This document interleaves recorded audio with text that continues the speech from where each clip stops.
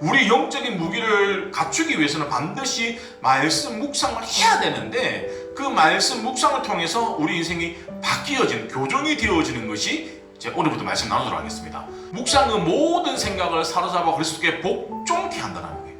말씀이 계속 내 속에 있다 보면 나도 모르게 세뇌가 아닙니다. 교정이 일어나야 된다는 거예요.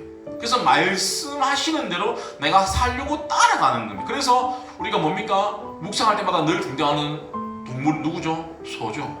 되새김질을 하셔야 됩니다.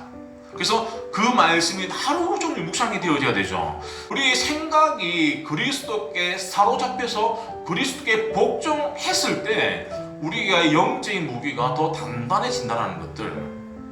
자, 복종이라는 것도 그렇죠. 우리의 의지와 관계없이 그냥 시킨 대로 하는 겁니다. 자, 늘 표현하는 게 군대 표현을 얘기합니다.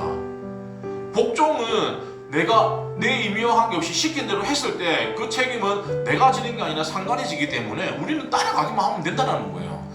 늘 창세 전부터 지금까지 계시는 분인데 그분이 나와 함께 내 인생을 책임져 준다라고 하면 그것만큼 우리 인생 가운데 힘이 되어지는 말씀이 없음에도 불구하고 우리는 자꾸 눈에 보이는데 연연해하고 빨리빨리 반응하는 모습을 우리가 한번 또 돌아볼 필요가 있다는 겁니다. 두 번째, 높아진 것을 다 무너뜨린다. 이게 뭐냐고 하면 교만한 모습인데, 창조주 하나님을 우리가 인정하지 않는다는 거예요. 내가 잘나가지고 내가 하고 싶은 대로. 그러니까 결국에는 뭡니까? 내가 하나님만큼 높아진다는 거예요. 그 성경 말씀에는 교만한 사람하고 손도 잡지 말라는 거예요. 하물며 사람도 내 아이가 나를 무시하니 기분이 나쁜데 하나님 아버지를 우리가 무시했을 때는 보다 영적인 무기를 우리 가운데 절대 공급해 주시지 않는다는 겁니다. 또 하나, 모든 이론을 무너뜨린다. 이게 뭐냐고 하면 하나님과 분리되어진 세상 사람들의 생각과 계획, 모든 것들이에요. 사람이 제일 최고의 학문이라고 하는 학문이 철학입니다. 자, 뭐냐고 하면 그 철학은 인간이 생각했던, 인간이 만들어 놓았던 최고봉인데 그것 또한 무너뜨린다는 거예요. 하나님의 생각으로. 그러니까 결국에는 묵상을 하다 보면 내가 제일 좋게 생각하고 내가 가치 있게 여겼던 것 자체 다 무너진다는 거예요. 뭐냐면 새로 바뀐다는 거겠죠. 말씀이 내 속에 온전한 말씀이 있는 게 그만큼 중요하다는 것들을 기억하셔야 됩니다. 그랬을 때 말씀이 내 속에 있는 견고한 진도 무너뜨려 가지고 온전히 하나님이 원하신 대로 살아갈 수 있게 만든다는 것이죠. 누가복음 12장에 보면 한 부자가 나오는데 이 부자가 어떤 부자냐? 그의 농사를 지었는데 풍년이 난 거예요. 너무 풍년이 나가지고 내가 곡간에 넣어야 될 것보다 훨씬 더 많이 풍년이 나가지고 새로운 곡간을 더 짓는 거예요. 그래서 내가 이 큰 곡간을 지어가지고 내가 많은 곡식을 넣으면 내 노후는 이제 편하게 쉴 수 있겠다라고 생각하는데 그때 하나님이 그 영혼을 데려간다는 거예요. 한번 생각해 보셔야 됩니다. 우리는 살아가면서 내 곡간을 치려고 부단히 노력합니다. 먹을 거, 안 먹을 거 다 아껴가지고 내 노후를 위해서 열심히 준비하는데 만약에 생명을 하나님이 거두어져 가버린다고 하면 무슨 의미가 있을까요? 우리가 건강하기 위해서 음식 조절하고 오래 살려고 운동하고 그리고 물론 노후를 위해서 우리 아이들 잘 키우는 건 아니겠지만 근데 아이들 잘 키우려고 우리가 할 거 안 할 거 다 우리가 손해보면서 키우죠. 근데 내가 죽고 나면 무슨 의미가 있을까요? 나에게 주어진 그 시간이 절대 길지 않다는 겁니다.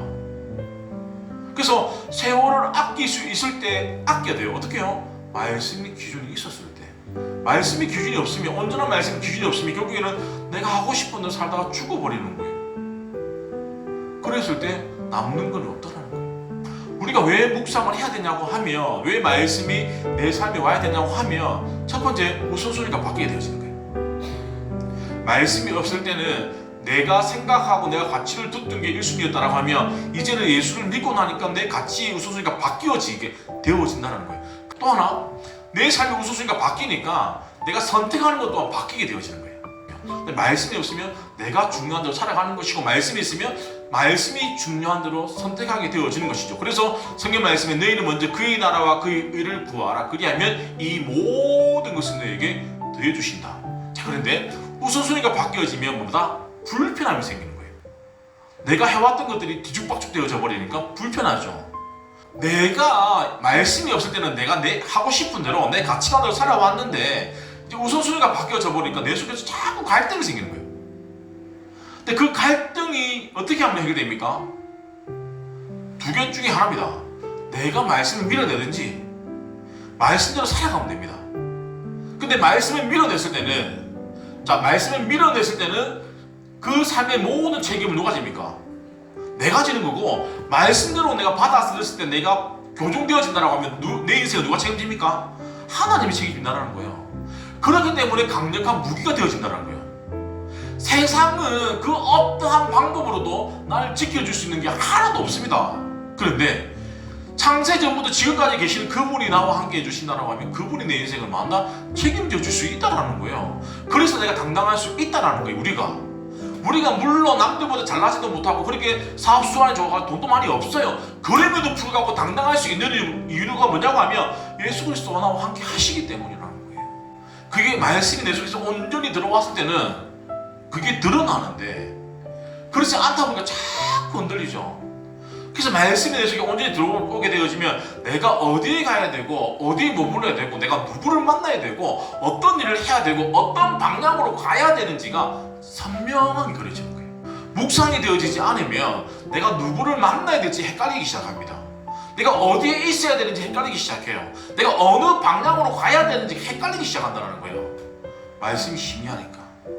말씀이 내 속에서 선명해졌을 때는 내가 누구를 만나고 어디에 가야 되고 어떤 방향으로 가야 되는지 정확하게 선명해진다는 거예요. 지하철은 타기만 하면 가긴 가는데 어디 타냐에 따라서 가는 방향이 달라져 버리죠. 왜냐하면 우리가 열심히 살아가는 게 중요한 게 아니라는 거예요. 방향성 없는 열심은 우리를 돌아갈 수밖에 없게 만든다는 거예요.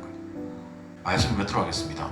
우리가 매일매일 말씀을 읽어도 중요하지만 더 중요한 게 그 말씀이 내 속에 살아 움직일 때예요.